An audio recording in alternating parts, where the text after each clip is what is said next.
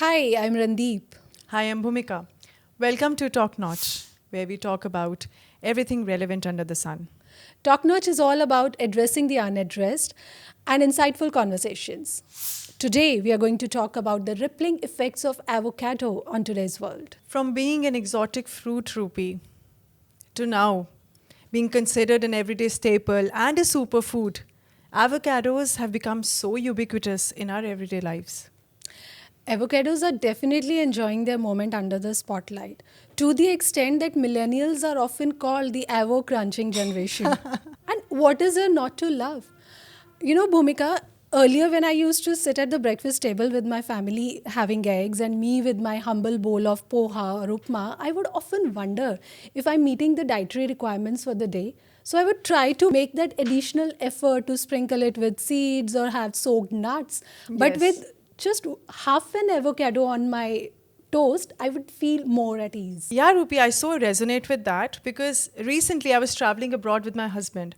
And as is the norm with, us vegetarians, we have to give a forewarning to the hotel staff that we are vegetarians. So, we would require special diet because it's breakfast is traditionally, as you said, eggs and sausages, right? So I was actually on tenterhooks about what they would serve me, anticipating, maximum a bowl of humble cereal.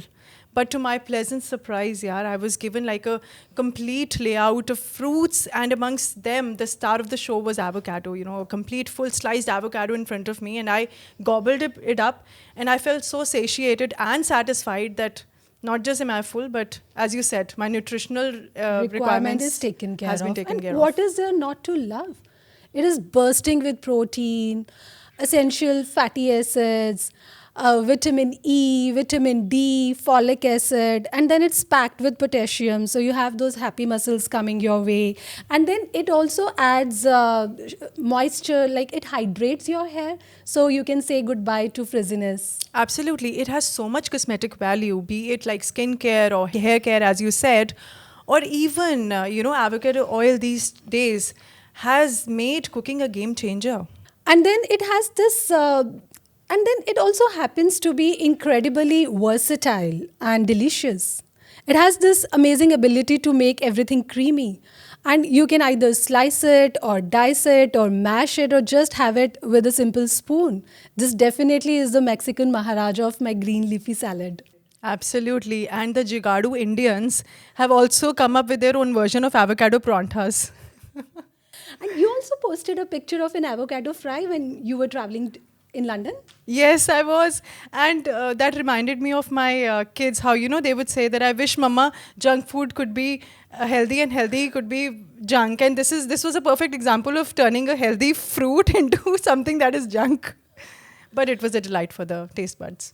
From being a mere western fruit rupee to finding its place on our table, avocado's growth curve has been quite epic, isn't it? Yes, it's no longer a chip dip served in hotels, but very much a staple in our kitchens. And I feel there has been a huge surge in its popularity during the lockdown days when Yes. people were baking and they had the time to do these little kitchen experiments and they were watching the YouTube videos. That is the time when avocado became so popular. And I feel that Instagram has played a huge role in its popularity. There also seems to be a very clever marketing strategy behind its success. Yes, I mean, if we consider the deluge of merchandise featuring wine, coffee, and lastly avocados, I mean, avocados are printed on t shirts, on cushions, on mugs, and nowadays we even have squishy toys for children in the shape of avocados. So that is quite clever. As I said, that it's ubiquitous. Everywhere you see avocados. And Miley Cyrus even went to the extent of getting an avocado tattoo on her arm. Yes, trust Miley Cyrus to do something like that. If we tap into the history of this fruit rupee, it wasn't as popular as it is today. I mean, the Americans had outrightly rejected this fruit because they said that it is very high in fat content. At that point of time in history, people were not enlightened about the fact that there is a good fat and there is a bad fat in food, right? So for the longest time, it was banned in America for reasons like it had certain, um, you know, pests, and that it was quite high in fat content. So all the diet conscious people of America, which is quite ironic because they aren't, but yes, so they had for the longest time been avoiding this fruit because it was high in fats and all of that. But now it has really become so popular. Well, it definitely is calorie dense, but it has received that green signal from dietitians, and people who are very enthusiastic about weight loss have embraced it like never before. Absolutely, because it has dawned upon people that there is some amount of good fat in it which would help them rather than impede their weight loss journey. And did you know, Bhumika, that it is the most pinned food trend on Pinterest? The restaurants have also spruced up their menus, keeping avocado as the main ingredient. And this actually resonates with me because every time I'm eating out with my friends, if I reach before them, I feel that ordering an avo toast would be a safe option for all. It was only after you shared an article revealing the darkest side of avocado that I became aware. And then I kept discovering more and more about it. That was the time when I felt that had I been living under a rock, I was totally unaware of all that happening in Mexico. Yes, Rupi, it's very unfortunate. Avocado could be a staple food for health enthusiasts and toast aficionados alike, but it does come with its own fair share of, overlooked consequences. Rupi, this is a very thirsty fruit, needing copious amounts of water to harvest, which has led to them, like avocados, monopolizing not just the agricultural water available to the Mexican people, but it has also cast a cloud on the water needed for existential purposes of the people indigenous to that area, like the local people. They're barely getting water to drink and to survive because all that water is just going into the harvestation of avocados, which is very tragic. To make things worse, the commercialization of avocado in Mexico is controlled by mafia, and the political organizations are hand in glove with them. The producers have to pay a heavy extortion fee. They did have a word with the mayor. The district where it is largely grown is Michoacan, but nothing has been done. So now they've come to a point where they had to form vigilante groups and procure guns which are not registered. And in their free time, they are practicing target shooting to safeguard their livelihood and future. Imagine the bloodbath.